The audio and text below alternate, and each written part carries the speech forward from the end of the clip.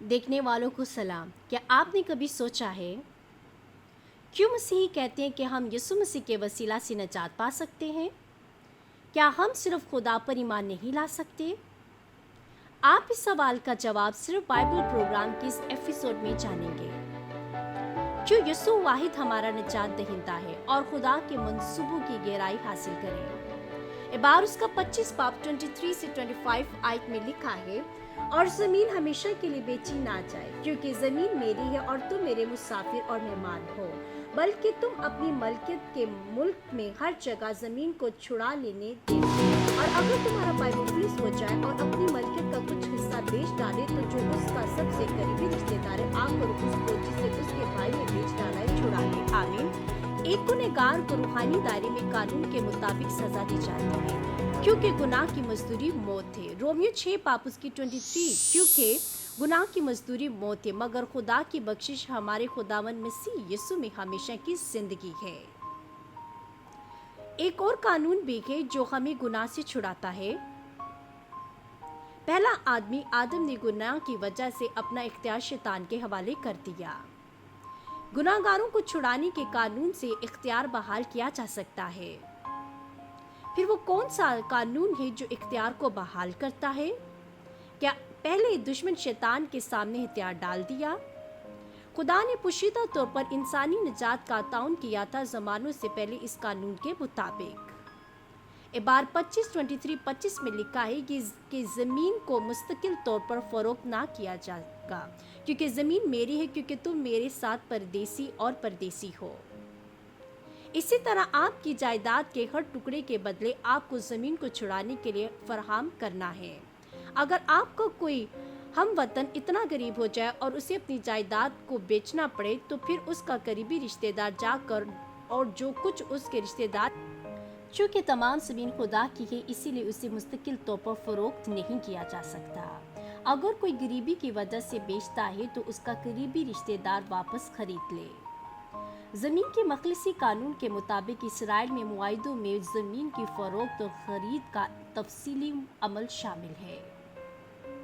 مستقبل میں اسے کیسے چھڑانا ہے، اس کی تفصیلات، خریدار اور بیچنے والا اور گواہوں کی موجودگی میں دستخط اور مہر لگتی ہے۔ دستخط شدہ معاہدے کی ایک کاپی سیل کر کے گرجا گھر میں محفوظ کی جاتی ہے، قانون کے مطابق، اور ایک اور کاپی بغیر سیل کے چھوڑ دی جاتی ہے، اور عوامی طور پر دیکھا گیا ہے۔ اس کا مطلب یہ ہے کہ کوئی رشتہ دار کسی بھی وقت آ کر زمین چھڑا سکتا ہے۔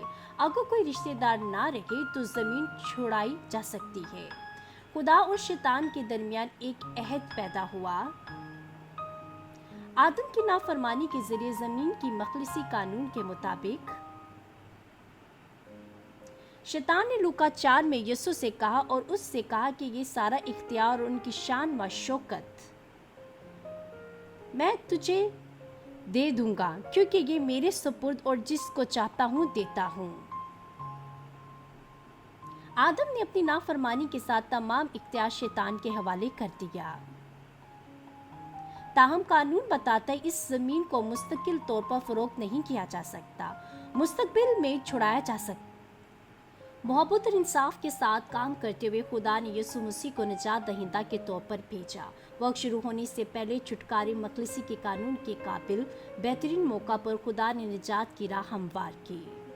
یسوع کی مصلوبیت کے ذریعے مکاشفہ 5 باب 4 میں ایک کتاب کا ذکر ہے جس میں خدا اور شیطان کے درمیان معاہدہ ہوا تھا۔ یہ ایک معاہدہ ہے جس میں کہا گیا کہ آدم نے گناہ کیا تھا، اس نے اپنا اختیار شیطان کو سونپ دیا اور اس نے دنیا پر حکومت کی، لیکن خدا کی قدرت سے ہم گناہوں سے مخلصی حاصل کر سکتے ہیں۔ یوحنا رسول بہت رویا کیونکہ کوئی بھی اس قابل نہیں پایا گیا 7 مہروں کے ساتھ کتاب کھولنے کے لیے۔ تب بزرگوں میں سے ایک نے اس سے کہا، رونا بند کرو، دیکھو شیر جو یہودا کے قبیلے سے ہے، جو داؤد کی نسل، کتاب اور اس کی 7 مہروں کو کھولنے کے لیے غالب آئے گا۔ یسوع داؤد کی نسل زمین چھڑانے کے لائق تھا۔ زمین کے مخلصی قانون کے مطابق نجات دہندہ کی قابلیت کیا ہے؟ سب سے پہلے نجات دہندہ ایک انسان ہونا چاہیے، آدم کا رشتہ دار۔ रोमियो 5:12 हमें बताती है, बस जिस तरह एक आदमी के सबब से गुनाह दुनिया में आया और गुनाह के सबब से मौत आई और यूं मौत सब आदमियों में फैल गई, इसीलिए कि सब ने गुनाह किया। आयत 19 ये भी बताती है, क्योंकि जिस तरह एक ही शख्स की नाफरमानी से बहुत से लोग गुनाहगार ठहरे, इसी तरह एक की फर्माबरदारी से बहुत से लोग रास्तबाज ठहरेंगे। इसका मतलब ये है कि इंसानियत जो पहले तब रास्ते पर थी उसे बचाया जा सकता है और आदमी ही के वसीला से हम अपने गुनाहों से निजात पाएंगे। ज़मीन को छुड़ाने का कानून कहता है कि गरीब ज़मीन बेचता है और जब वो अमीर हो जाए तो उसे छुड़ाने की कोशिश करे और करीबी रिश्तेदार उनकी तरफ से फिदिया ले सकता है अगर उनके पास वसूली की कमी है। वो जो उस इख्तियार का दावा करता है कि आदम ने दुश्मन शैतान के सामने हथियार डाल दिया, आदम का रिश्तेदार होना चाहिए, यीशु शरीयत पर पूरा उतरता है। यूहन्ना उसका पहला बाप उसकी 14 हमें बताती है, और कलाम मुजस्सम हुआ और फजल और सच्चाई से मामूर होकर हमारे दरमियान रहा और हमने उसका ऐसा जलाल देखा जैसे बाप के इकलौते का जलाल। यीशु ज़मीन के छुड़ाने के कानून की पहली शर्त को पूरा करता है। दूसरा, नजात दहिंदा को आदम की नस्ल से नहीं होना चाहिए। जैसा कि आदम ने नाफरमानी में गुनाह किया, तमाम बनीनो इंसान जो उसके खून की लकीर से पैदा हुए हैं, असल मारूसी गुनाह होगा इंसानों के गुनाहों का कफारा अदा करने के लिए। नजात दहिंदा को आदम की नस्ल से नहीं होना चाहिए। इसकी वजह यह है कि एक गुनाहगार दूसरे शख्स के गुनाह का कफारा नहीं दे सकता। मुकाशवा 5:3 में लिखा है, यूहन्ना रसूल आसमान पर फरिश्तों को देख रहा है, मगर कोई इस काबिल ना पाया कि फरिश्ते इंसान नहीं होते तो वो आदम के रिश्तेदार नहीं हो सकते।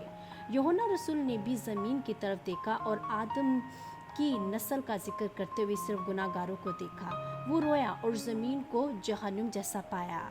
क्या यीशु ज़मीन के छुटकारे के कानून की दूसरी शर्त को पूरा करता है?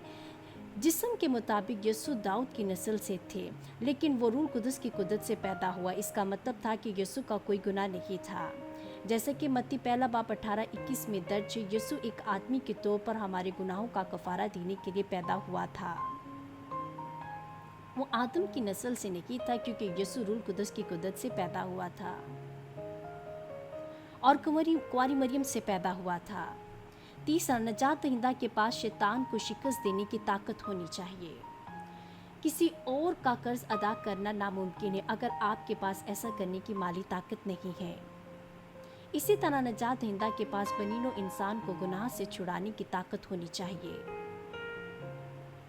रूहानी दुनिया में बेगुनाह होना ताकत का हामिल है।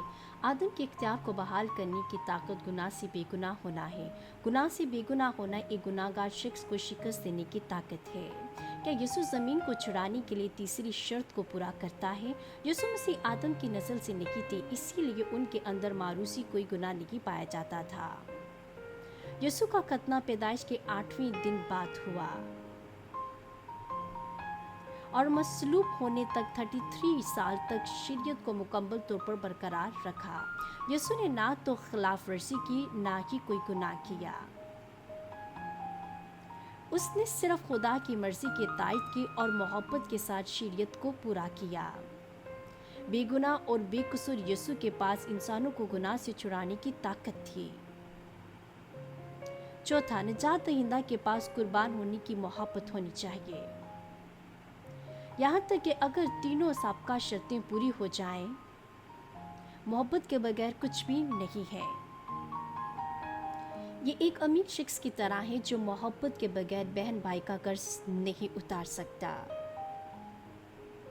रूत बाब 4 में बॉयस नोमी के मर्द शोहर के करीबी रिश्तेदार की हौसला अफजाई करता है, लेकिन रिश्तेदार ने जवाब दिया, मैं उसे अपने लिए नहीं छुड़ा सकता। ऐसा ना हो कि मैं अपनी मीरास को बर्बाद कर दूं। तुम मेरे फिदे के हक को अपने लिए छुड़ा लो, क्योंकि मैं उसे छुड़ा नहीं सकता। इस रिश्तेदार ने ज़मीन के लिए छुड़ाने वाले के तौर पर काम करने से इनकार कर दिया ताकि किसी किस्म का नुकसान ना हो। यहाँ तक कि अगर किसी रिश्तेदार को ज़मीन छुड़ाने का इख्तियार हो मोहब्बत के बगैर कुछ नहीं हो सकता। बॉयस नोमी का करीबी रिश्तेदार ताकत का मालिक था और ज़मीन को चुराने के लिए कुर्बानी की मोहब्बत। यीशु को भी बनी नौ इंसान के लिए अजीम कुर्बानी की मोहब्बत थी। अगर यीशु अपना खून ना बहाता और कुर्बानी की मोहब्बत में सलीब पर ना मसरूफ़ होता, क्या गुनाहगारों को बचाना मुमकिन होता? शैतान के फर्जंदों को खुदा के फर्जंदों में कैसे तब्दील किया? यीशु इस ज़मीन पर गुनाहगारों को माफ़ करने, हर किस्म की बीमारी से शिफा देने के लिए आया। बनी नौ इंसानों को बुराई के बंधनों से आज़ाद किया, अमन, खुशी और मोहब्बत फैलाई और सिर्फ नेकी की। इन सब बातों के बावजूद यीशु का मजाक उड़ाया गया, जलील किया गया और मुश्किलातों का सामना करना पड़ा। बनी नौ इंसान के गुनाहों का कफारा देने के लिए सलीब पर मरने से पहले निजात का रास्ता खोला गया, यीशु की अजीम कुर्बानी की मोहब्बत की वजह से। कोई भी जो ये मानता है कि बेगुनाह यीशु मसीह सलीब पर मर गया और तीसरे दिन मुर्दों में से जी उठा, खुदा का फर्जंद बनने का इख्तियार हासिल करता है और उनका नाम आसमानी किताब में लिखा जाता है। अब रसूलों के माल उसका 4 बाब उसकी 12 में लिखा, और किसी दूसरे के वसीला से निजात नहीं बख्शी गई जिसके वसीला से हम निजात पा सकें। सिर्फ यीशु ही है जो ज़मीन को छुड़ाने के लायक है। निजात किसी और में नहीं मिल सकती।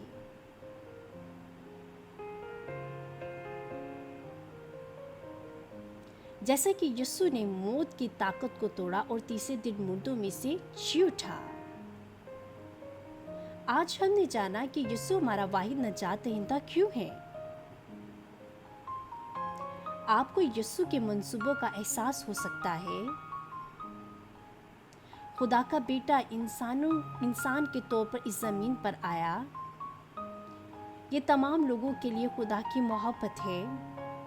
मुझे उम्मीद है कि आप उसकी मोहब्बत को अपने दिल में गहराई से महसूस करेंगे और इंसानी निजात के लिए खुदा की दानिशमंद मंसूबों को समझें। खुदा की मोहब्बत के लिए आपकी शुक्रगुजारी रोज़ बरोज़ बढ़ती जाए, मैं आपके लिए दुआ करती हूँ। प्यारे आसमानी बाप, मैं आपको सारा शुक्र और जलाल देती हूँ आपकी अजीम और हैरत अंगेज़ मोहब्बत, हिकमत और बहते हुए फजल के लिए। इकलौती बेटी की कुर्बानी के लिए आपका शुक्रिया। यीशु हमारे लिए मसलूब हुआ ताकि हम निजात हासिल कर सकें। शिद्दत पर पूरा उतरने वाला वाहिद हमारा यीशु हमारा निजात दहिंदा है, ताकि हमें गुनाह की वजह से मरना ना पड़े। बाप, हम तेरा शुक्र अदा करते हैं। बराए करम इन तमाम लोगों को समझने में मदद कर, आपकी मोहब्बत, ताकि वो जिंदा रहे खुदा के कलाम में और खुदावन के फजल में रहे। आपका शुक्रिया। और मैं अपने खुदावन यीशु मसीह